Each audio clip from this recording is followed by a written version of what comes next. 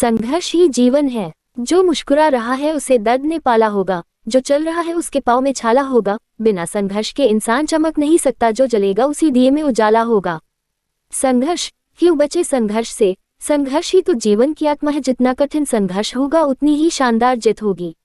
एक बार एक किसान भगवान से बहुत ही नाराज हो गया। किसान बहुत मेहनती था, बहुत मेहनत से वह खेतों में अनाज उगाता, उसकी देखभाल करता, पर अक्सर उसकी फसल खराब हो जाती। कभी सूखा पड़ जाता, कभी बाढ़ आ जाती, कभी तेज धूप, कभी आंधी, कोई न कोई कारण बन ही जाता कि उसकी फसल खराब हो जाती। एक दिन वह किसान गुस्से में आसमान की ओर देखकर भगवान से कहा, हे ईश्वर, आपको लोग सर्वज्ञता मानते हैं कि आप सब जानते हैं, कहते हैं कि आपके इच्छा के बिना एक भी पत्ता नहीं हिलता, पर मुझे तो लगता है कि आप छोटी सी छोटी बात भी नहीं जानते। आपको तो ये भी नहीं पता कि खेती बाड़ी कैसे करते हैं। अगर आप जानते होते तो हर समय जो बाढ़, आंधी और तूफान आते हैं वो कभी नहीं आते। आप नहीं जानते कि कितना नुकसान उठाना पड़ता है हम किसानों को। यदि आप मेरे हाथ में ये शक्ति दे दे कि जैसा मैं चाहूँ वैसा मैं मौज कर दूं, फिर आप देखना मैं अन्न के भंडार लगा दूंगा। भगवान इस किसान के तीखे वाक्य सुनकर मुस्कुरा रहे थे और वह किसान के सामने प्रकट होकर बोले, मैं आज से तुझे ये शक्ति देता हूँ कि तुम अपनी खेतों पर तुम्हारी जैसी इच्छा ही तुम वैसा मौज कर दोगे। मैं बिल्कुल भी दखल नहीं दूंगा, तुम्हारी इच्छा से सब कुछ होगा। किसान बहुत खुश हो गया। किसान ने गेहूं की फसल अपनी खेतों में बोई। जब उसे लगा कि खेतों को धूप चाहिए तो खेतों को धूप मिले, जब पानी बरसना चाहिए तभी पानी, वर्षा, आंधी, तूफान, बाढ़, कुछ भी उसने अपने खेतों पर आने नहीं दिया। किसान के खेत में इस वर्ष ऐसी फसल हुई जैसी कभी नहीं हुई थी।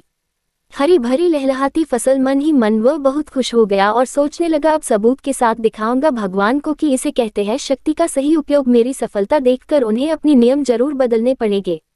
कुछ दिन गुजरे, फसल कटने को तैयार हो गए। किसान बहुत उत्सुकता के साथ फसल को काटने लगा, पर जैसे ही उसकी नजर गेहूं की बालियों पर गया तो उसने अपना सिर पीट लिया और वह रोने चिल्लाने लगा। गेहूं की एक भी बाली के अंदर गेहूं का दाना नहीं था, सारी बालियां अंदर से खाली थी।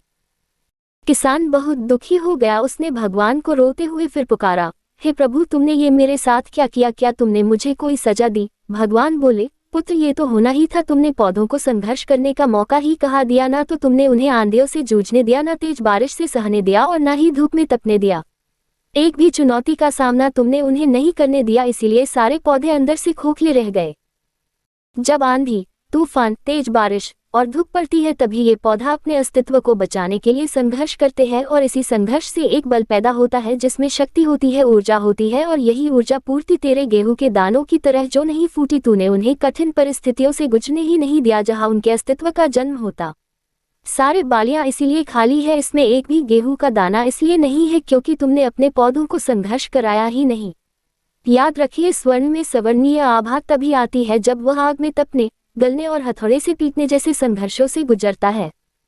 कोयले का टुकड़ा हीरा तभी बनता है जब वह उच्च दाब और उच्च ताप की मुश्किल परिस्थितियों से गुजरता है। इसी तरह यदि हमारी जिंदगी में कोई संघर्ष ही ना हो, कोई चुनौती ही ना हो, तो हम भी गेहूं की बालियों की तरह खोखले रह जाएंगे, कोई अस्तित्व नहीं होगा हमारा। विपरीत परिस्थितियां, चुनौतियां, समस्याएं हमें और अधिक निखारती है। यदि जीवन में कठिन परिस्थितियां और चुनौतियां आए तो घबराना मत, बल्कि सामना करना, विश्वास करना कि आप और अधिक निखर जाओगे और अधिक मजबूत बन जाओगे। किसी ने कितना सही कहा है, जिंदगी जीना आसान नहीं होता, बिना संघर्ष कोई महान नहीं होता। जब तक न पड़े हथौड़े की चोट तब तक पत्थर भी भगवान नहीं होता।